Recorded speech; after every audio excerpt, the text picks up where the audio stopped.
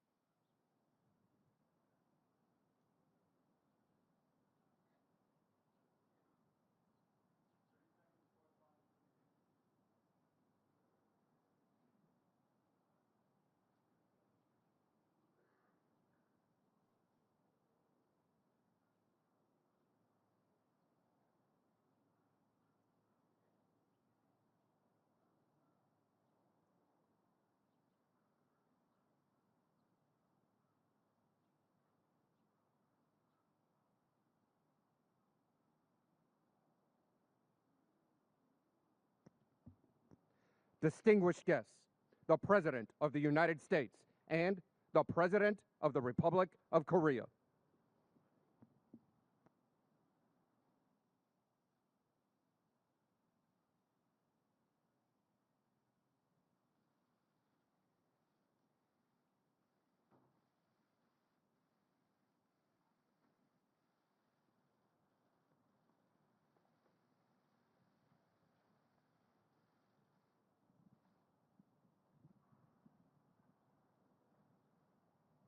Please be seated.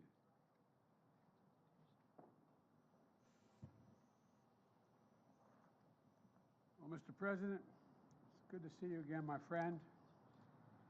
We've met several times over the last year, and each time we have deepened our nation's partnership and for the benefit, I think, of both our peoples. Today's no exception. Our nation's relationship has been a great success story. The alliance formed in war and has flourished in peace.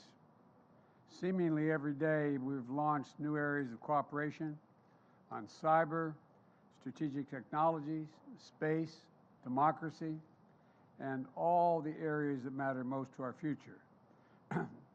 Because of its core, our alliance is about building a better future for all of our people. And there's no better example than our economic relationship and partnership, which is delivering incredible benefits to both our nations. Through the Indo-Pacific Economic Framework, we're advancing economic growth grounded in high standards for our workers, for the environment, and for communities throughout the region. We're standing together against economic influence being leveraged in coercive ways. And since I took office, Korean companies have invested more than $100 billion in the United States, driving innovation and spurring good new jobs for Americans and Korean workers. Our mutual defense treaty is ironclad, and that includes our commitment to extended deterrence, and that includes the nuclear threat and the nuclear deterrent. They're particularly important in the face of DPRK's increased threats and a blatant violation of U.S. sanctions. At the same time, we continue to seek serious and substantial diplomatic breakthroughs with the DPRK to bolster stability on the peninsula, reduce the threat of proliferation, and address our humanitarian and human rights concerns for the people of the DPRK. The Republic of Korea and the United States are working together, including through our trilateral cooperation with Japan, to ensure the future of the Indo-Pacific is free, is open, prosperous, and secure. I want to thank you again, Mr. President, for your political courage and personal commitment to diplomacy with Japan. I've worked on these issues for a long time, and I can tell you it makes an enormous difference when we all pull together. I also welcome and support your administration's new Indo-Pacific strategy. It's a strategy that affirms how aligned our two nations are and our visions of the region and how similar they are. Today, we discussed our work together on promoting peace and stability in the Taiwan Straits, ensuring freedom of navigation in the South China Sea and beyond. Excuse me. I also affirmed our shared commitment, we together shared our firm shared commitment to stand with the people of Ukraine against Russia's brutal assault on their freedom, their territorial integrity, and democracy. The Republic of Korea's strong support for Ukraine is important because Russia's flagrant violation of international law matters to nations everywhere in the world, not just in Europe. When it comes right down to it, it's about what you believe, what you stand for, what kind of future you want for your children and grandchildren. And right now, I believe the world is at an inflection point. The choices we make today, I believe, are going to determine the direction of our world and the future of our kids for decades to come. That's why this partnership is so important, Mr. President, because we share the same values, the same vision. And I greatly appreciate, Mr. President, that the Republic of Korea co-chaired the second Summit on Democracies last month, and they will host the third Summit for Democracies. We both understand that our democracies and our people are our greatest source of strength, and working together and make our nation stronger and more effective. From tracking the climate crisis and strengthening our effort to fight it and strengthening global health, no two countries are better suited to meet the challenges ahead than the Republic of Korea and the United States. I want to thank you again, Mr. President, for your friendship, your partnership, and all you've done to help build a future of shared strength and success. The floor is yours, Mr. President.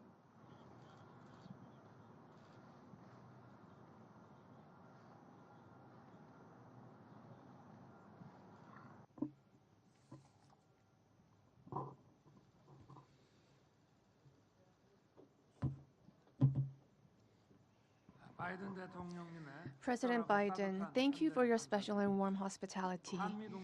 I am very pleased to be making a state visit to the United States during this meaningful year that marks the 70th anniversary of the ROK-US alliance. Our two countries have overcome challenges and crises during the past 70 years based on the deep roots of freedom and democracy, building a value alliance that is strong, resilient, and sustainable. We are now being threatened by an unprecedented polycrisis. The ROK-US alliance is jointly overcoming this crisis, also coming from North Korea, as a righteous alliance that contributes to world peace and prosperity. We will further expand the depth and denotation of the ROK-US Global Comprehensive Strategic Partnership and march forward to the future. Today, President Biden and myself engaged in constructive dialogue to discuss ways to materialize this shared vision. The outcome of our dialogue is well outlined in the joint statement adopted today. The first key outcome is extended deterrence. Sustainable peace on the Korean Peninsula does not happen automatically. Our two leaders have decided to significantly strengthen extended deterrence of our two countries against North Korea's nuclear and missile threats so that we can achieve peace through the superiority of overwhelming forces and not a false peace based on the goodwill of the other side. Such a will and commitment is captured in the Washington Declaration. President Biden has reaffirmed his ironclad commitment to extended deterrence towards the Republic of Korea.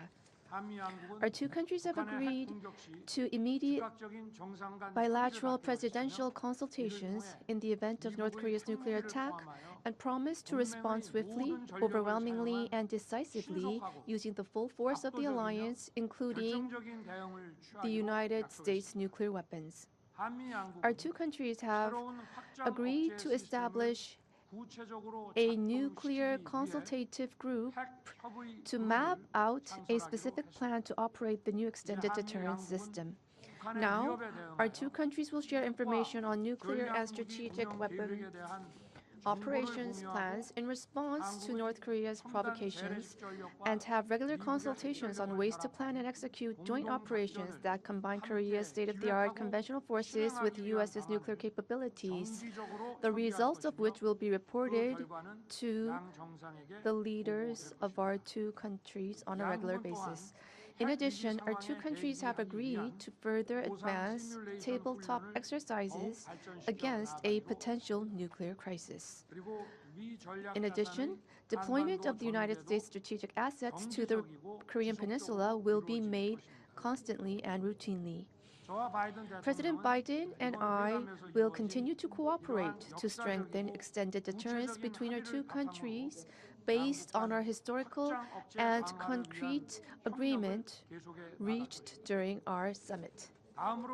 Second, our two leaders have agreed to further strengthen the strategic partnership in economic security, which is directly related to the national economies of our two countries. President Biden and I welcomed the expansion of our firms' bilateral mutual investment in advanced technology, including semiconductors, electric vehicles, and batteries. President Biden has said that no special support and considerations will be spared for Korean companies' investment and business activities in particular. We have agreed to consult and coordinate closely so that the U.S. Inflation Reduction Act and the CHIPS and Science Act can further strengthen supply chain cooperations between the two countries in advanced technology. Furthermore, we plan on ramping up partnerships in cutting-edge technology.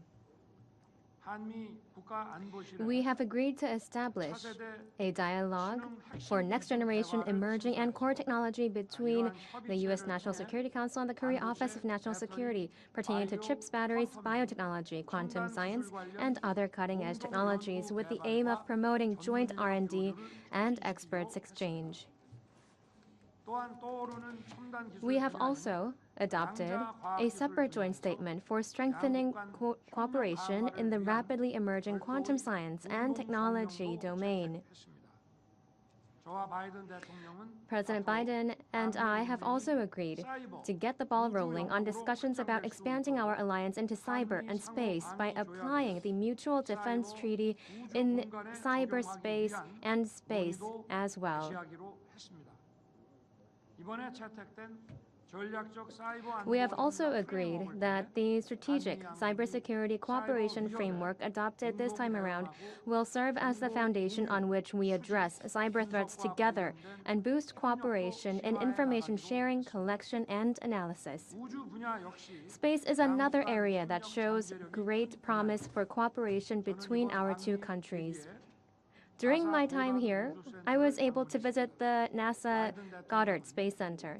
President Biden welcomed the establishment of CASA, and we have agreed to promote cooperation between CASA and NASA.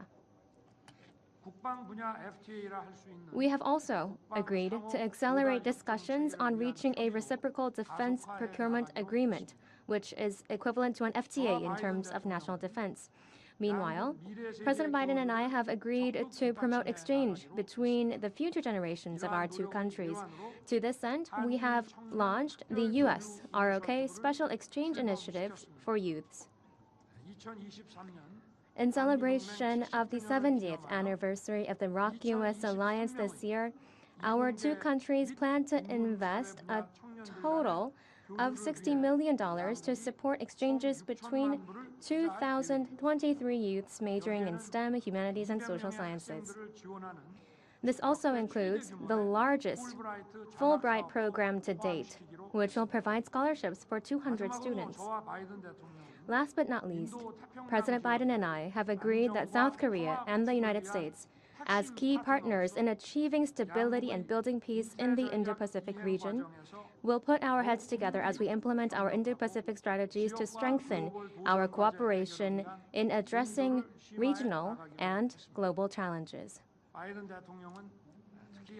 In particular, President Biden expressed strong support for efforts made by the Korean government to normalize Korea-Japan relations. And we have agreed to continue our efforts in strengthening Korea-U.S.-Japan trilateral cooperation. Furthermore, we reaffirmed that the use of force to take the lives of innocent people, an example of which would be Russia's invasion of Ukraine, can in no circumstances whatsoever be justified.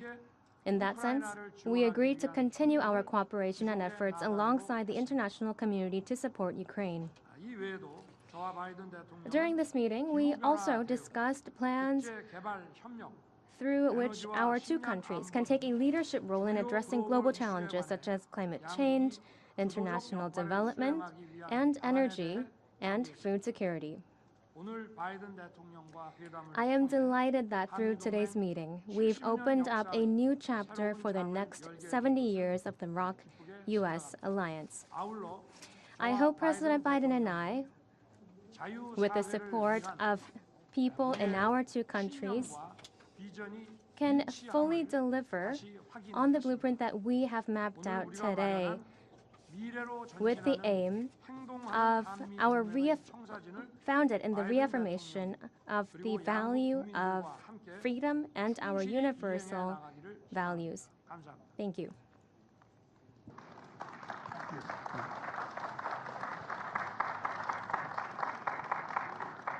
Now we're going to take some questions. The first question is from Courtney of the Los Angeles Times. Thank you, Mr. President. Your top economic priority has been to build up U.S. domestic manufacturing in competition with China. But your rules against expanding chip manufacturing in China is hurting South Korean companies that rely heavily on Beijing. Are you damaging a key ally in the competition with China to help your domestic politics ahead of the election? And one for President Yoon. There have been concerns since last year that North Korea will soon be conducting its 7th nuclear test amid growing domestic support in your country for your own nuclear weapons. Meanwhile, Russia has suggested it could send its latest weapons to North Korea if South Korea sends lethal aid to Ukraine. How do you seek to manage the North Korea risk amid obligations to Ukraine and NATO? Thank you. Let me respond to your question first. My desire to increase U.S. manufacturing and jobs in America is not about China. I'm not concerned about China. Remember, America invented the semiconductor. We invented it. We used to have 40% of the market. And we decided that what we're going to do over the past, I don't know how many decades, we decided that it was going to be cheaper to export jobs and import product. And along came the pandemic. And the pandemic taught us that we used to have, as I said, 40% of the market just some years ago. Now it's down to 10%. And again, we invented the supercomputer. So I decided to go out and see what we could do to increase our hold on the market once again. And so what I did was I went around the country, as well as in addition to passing the Chips and Science Act, I, in fact, visited countries around the world. And two significant South Korean companies decided they were going to invest billions of dollars in chip manufacturing in the United States. It wasn't designed to hurt China. It was designed so we didn't have to worry about whether or not we had access to semiconductors. For example, during the pandemic, what happened was all of a sudden everybody started to learn the phrase supply chain. A year ago, no one knew what the hell everybody was talking about when he said supply chain. But now they all know. And we lost access to these semiconductors, in which new automobiles in the United States need 30,000 of them just to build a new automobile. And we didn't have them. So we started to invest here. And what happened was when we encouraged the investment through the CHIPS and Science Act, and now we have enormous investment in the United States, well over $200 billion in long-term investment in semiconductors. And we're rebuilding the economy of the United States with those semiconductors. It's not designed to hurt China. The only thing I did say with regard to China, there are certain extremely sophisticated semiconductors that we have built that are useful for nuclear and or other weapon systems. Those we are not selling. We're not exporting to China or anyone else. And so that's the context in which this has all occurred. In the meantime, we're creating thousands of jobs and bringing back a sense of pride and dignity to so many towns in the country where all of a sudden over the last 3 decades we found out that factory had 600 people shut down. The soul of that community was lost. And so I made sure when the semiconductors were coming back that they were not just going to go to the coast, they'd be all over the country. And so we have a significant field of dreams outside of in Ohio, outside of Columbus. We're in Texas, we're in Arizona, anyway, they're all over the country. So it's not viewed to hurt anyone else. We are providing access to those semiconductors. We're a supply chain you can count on. But we are not going to sit back and be in a position where we don't have access to those semiconductors. We are not going to be a place where we're the end of that line. We're the beginning of it. And it's generating significant economic growth in America and not hurting anybody. And by the way, it's creating jobs in South Korea. It's creating jobs in South Korea, not just with SK, but anyway, with Samsung and other industries. So I think it's a win-win.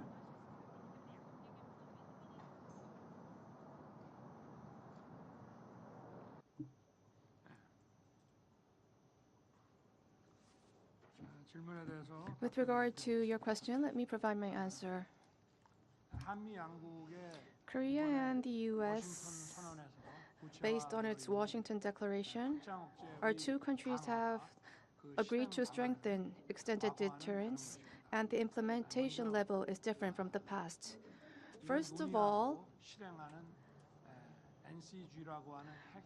we have an NCG, Nuclear Consultative Group, that has been launched that will implement discussions and actions, and we will hold regular meetings and consultations under NCG. We will share information on mutual nuclear assets and intelligence, and we will jointly plan responses and also jointly plan exercises and drills and implementation plans.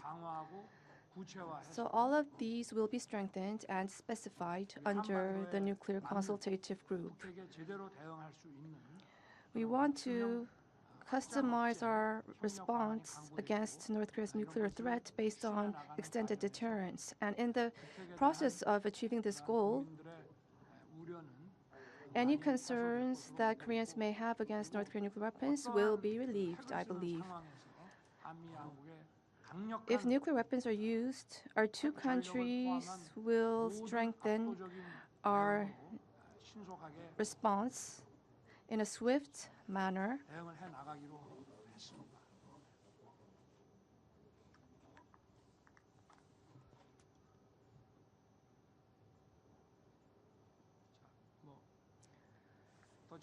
Any further questions to me? Please.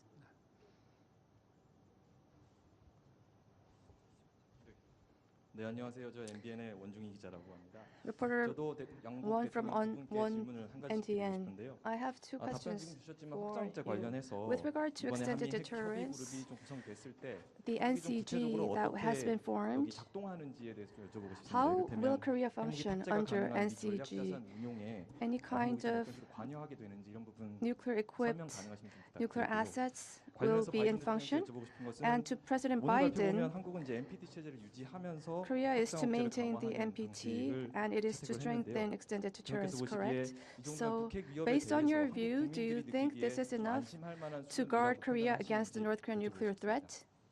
Thank you very much. 핵 협의 그룹의 활동에 대해서는 Well, let me address your question about the activities of the NCG. We are going to be sharing information and we're going to be acting jointly. That is the key. I can't talk to the specifics right now about what type of information and what type of specific activities we will be conducting. But however, under the nuclear umbrella, our extended deterrence was a lot lower. So right now, it's an unprecedented expansion and strengthening of the extended deterrence strategy under the Washington Declaration, which will create the NCG. The implementation and the response at this level has never thus far been this strong. So this is a new level of extended deterrence, much stronger, that I can say with confidence. The response that I would give you is that extended deterrence means that we are having more consultation with whatever action is to be contemplated or taken. And we made it really very, very clear. The ROK has repeatedly confirmed its commitment to the Non-Proliferation Treaty. And the Washington Declaration is a prudent step to reinforce extended deterrence and respond to advancing DPRK nuclear threat. Look, a nuclear attack by North Korea against the United States or its allies or partisans or partners is unacceptable and will result in the end of whatever regime were to take such an action. And it's about strengthening deterrence in response to DPRK's escalatory behavior and to deal in complete consultation. And, the idea that I have absolute authority as Commander-in-Chief and the sole authority to use a nuclear weapon, but, what the declaration means is that we're going to make every effort to consult with our allies when it's appropriate, if any action is so called for. Certainly, we talked about this and some other things today, but the bottom line here is there's even closer cooperation, closer consultation, and we're not going to be stationing nuclear weapons on the peninsula, but we will have ports visits of nuclear submarines and things like that. We are not walking away from that.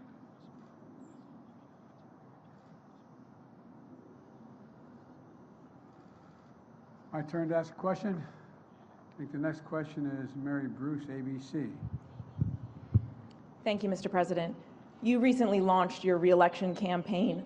You've said questions about your age are legitimate, and your response is always, just watch me. But the country is watching, and recent polling shows that 70% of Americans, including a majority of Democrats, believe you shouldn't run again. What do you say to them? What do you say to those Americans who are watching and aren't convinced? You've said you can beat Trump again. Do you think you're the only one? I may not be the only one, but I know him well, and I know the danger he presents to our democracy, and we've been down this road before.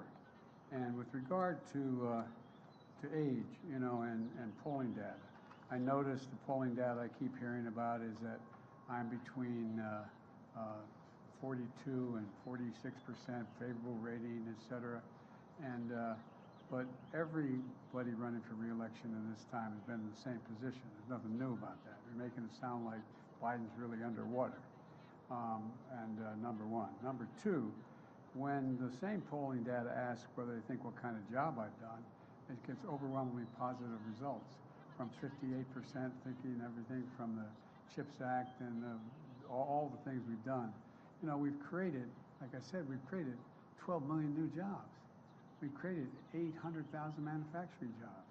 We have economic growth moving. We're in a situation where the climate, we've invested more money and more help in dealing with the climate crisis than any nation in the world.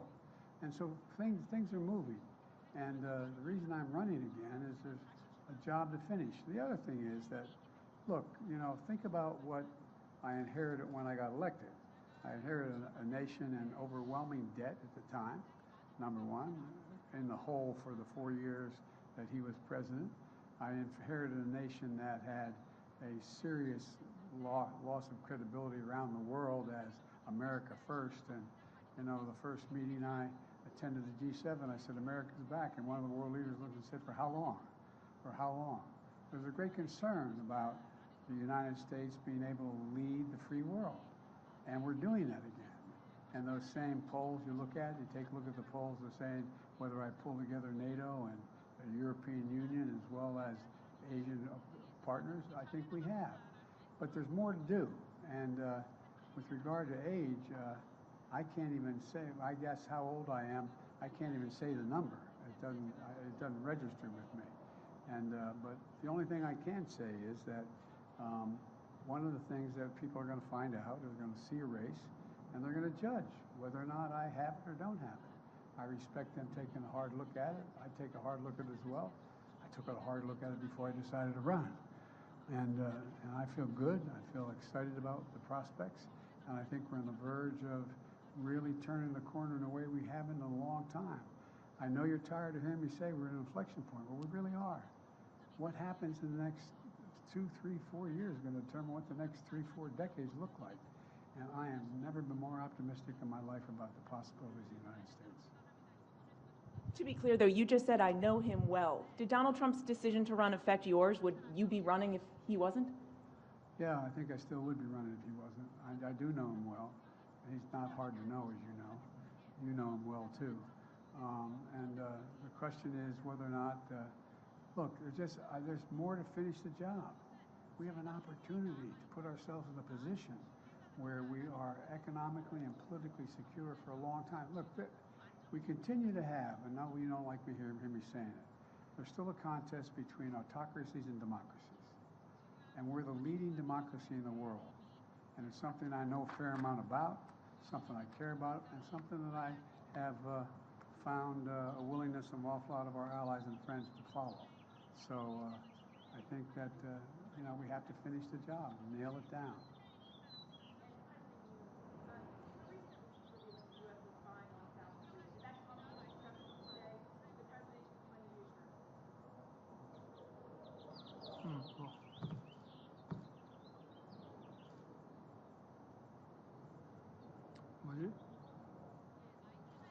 You need to repeat the question. The mic was not used. We could not interpret.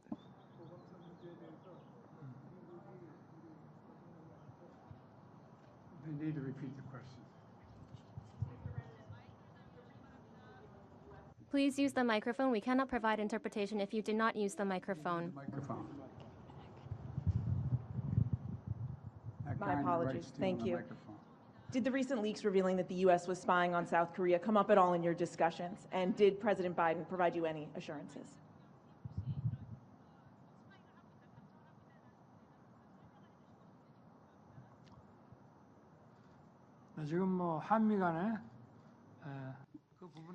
With regard to that, we are communicating between our two countries and we are sharing necessary information. I believe that investigation is underway in the United States. So various and complex variables are always in play. We need time to wait for the investigation results by the United States, and we plan to continue to communicate on the matter.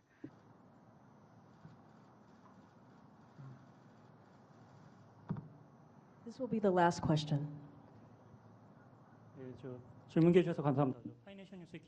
I'm from Financial News. My name is Kim Hak-jae. My question goes to both of you. My first one goes to President Yoon first.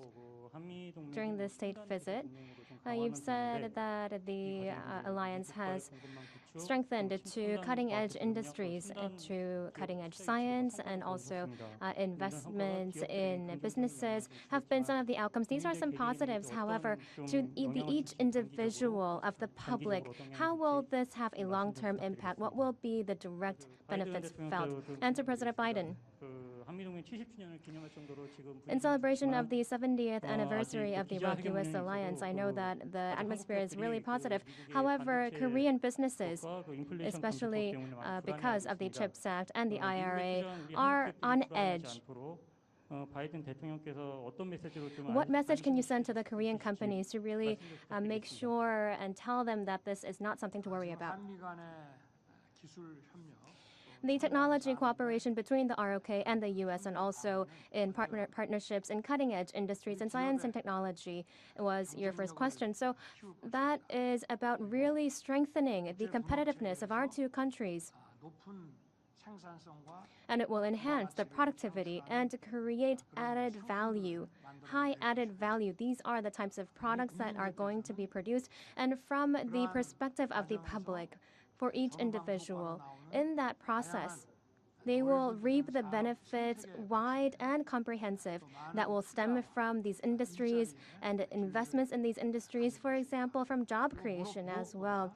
And above all, the future generations will be given the determination and will to take on new challenges and embrace opportunities in our industry so that they can continue to prosper and grow and become more abundant in the future. The reassurance is that it's overwhelmingly in our interest for Korea to do well. No, it is.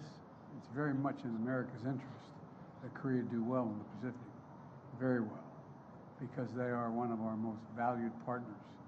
And so I think the combination of growing democracies and the democratic institutions as well as their economies is overwhelming in the benefit of the United States, whether it is in South Korea or it's in Australia in the deep South Pacific.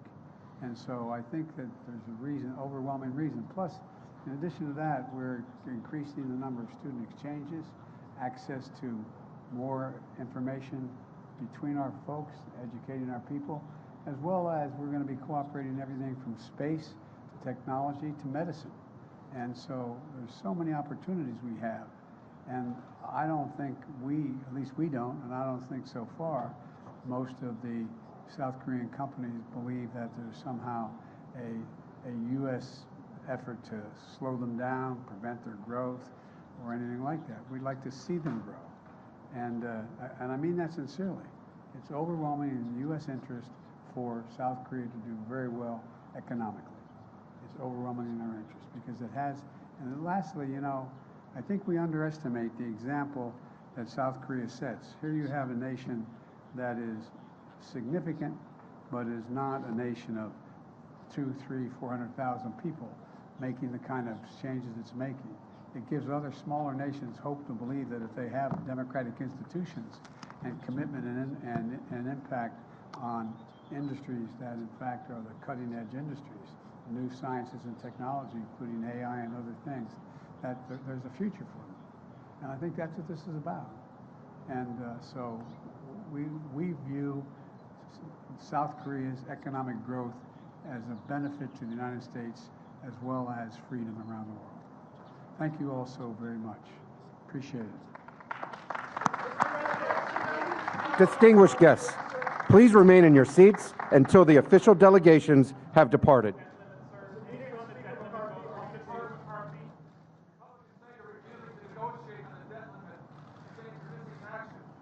They haven't figured out the debt limit yet. Thank you. Happy to meet with McCarthy, but not on whether or not the debt limit gets extended. That's not negotiable. I notice they quote Reagan and they quote Reagan all the time and they quote Trump, both of which said, it says, I'm paraphrasing, it would be an absolute crime to not extend the debt limit.